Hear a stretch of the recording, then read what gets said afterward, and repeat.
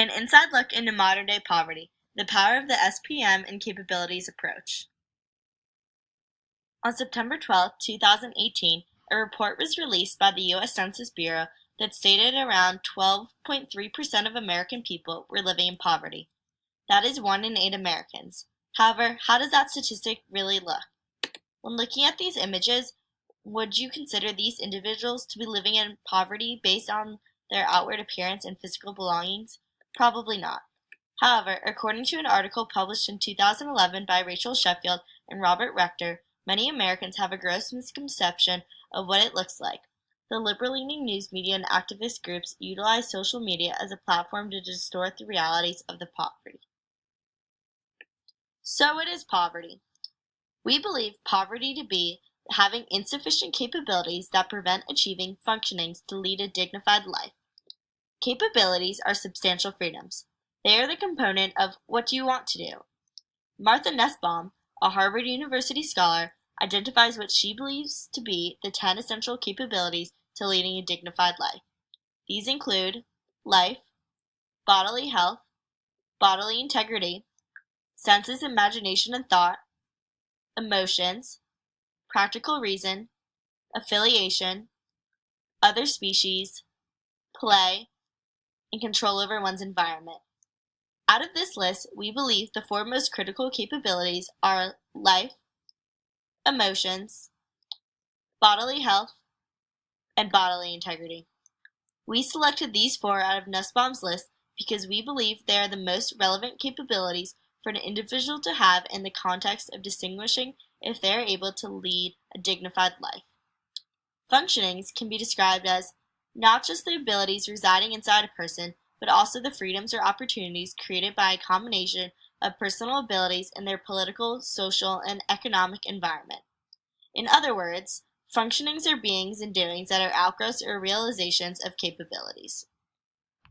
For example, Serena and Ryan are both high school graduates. Serena is a highly motivated student and wants to attend a university. However, she must stay home and work to provide for her family.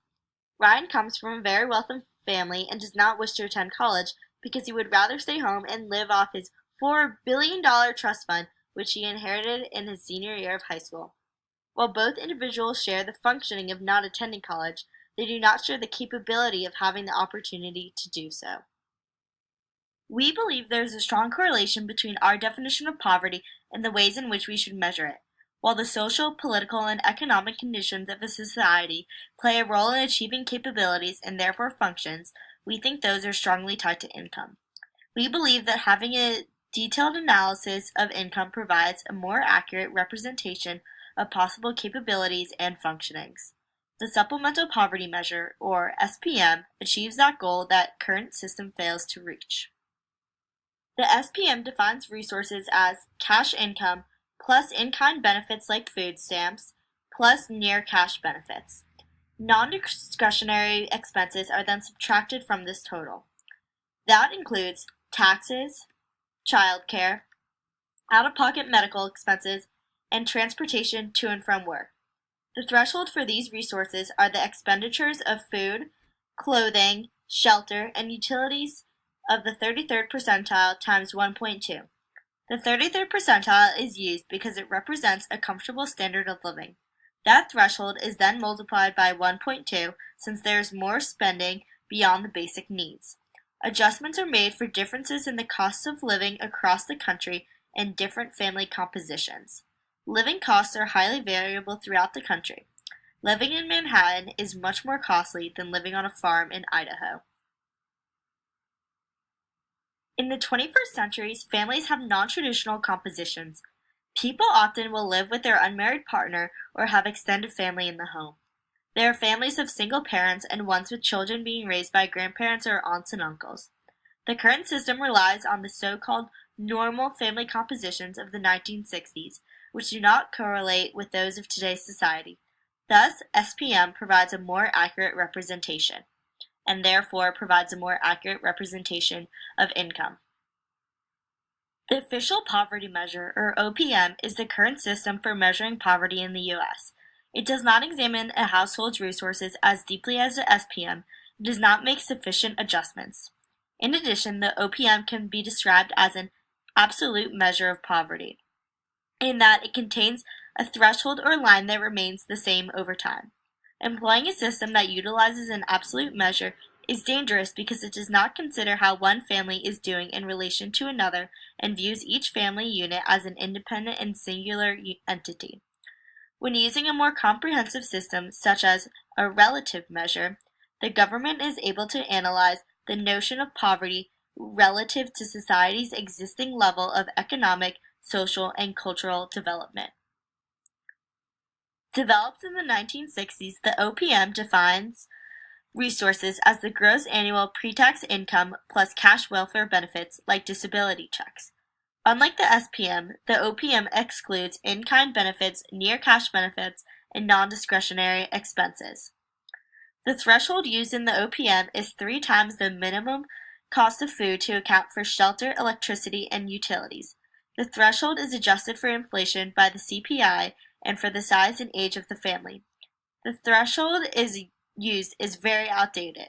The advent of new technologies and society's progressive nature have changed family compositions and individual spending since the 1960s. The OPM doesn't adjust for living expenses in different areas of the country as well. Ned and Kelly both earn $12,000 a year working in the food industry. Ned lives in a small home his parents bought for him in Iowa, while Kelly lives in a studio apartment in the Bronx. Ned doesn't pay any rent, but Kelly has to spend $800 a month on rent. Both of them live alone. While they have the same resources and family composition as defined by the OPM, their standards of living are drastically different, and the OPM does not account for this when considering their levels of poverty. While we believe our definition is the most comprehensive and detailed analysis of poverty, we also acknowledge that there are certainly counterarguments that could be made against our presentation. For example, although we are utilizing the SPM system of measurement, we are aware of the fact that the strategy still uses an absolute threshold like the OPM. Having absolute thresholds does not address the depth of poverty by failing to acknowledge the relative aspects of it. Those who fall just above the line still can suffer financially, yet they do not receive government benefits. Those who fall just below the line are considered in poverty and will receive the benefits. One person is considered poor, the other not, yet their standards of living are not much different. In addition, we also know that the SPM is adjusted for family composition. However, in today's modern American society, there are a variety of complicated family dynamics. It is difficult to stay updated on changing family compositions. A solution could be requesting households to submit forms when family compositions change. However, this relies on the uncertain cooperation of the American citizens and may not be an effective method. Thank you for watching!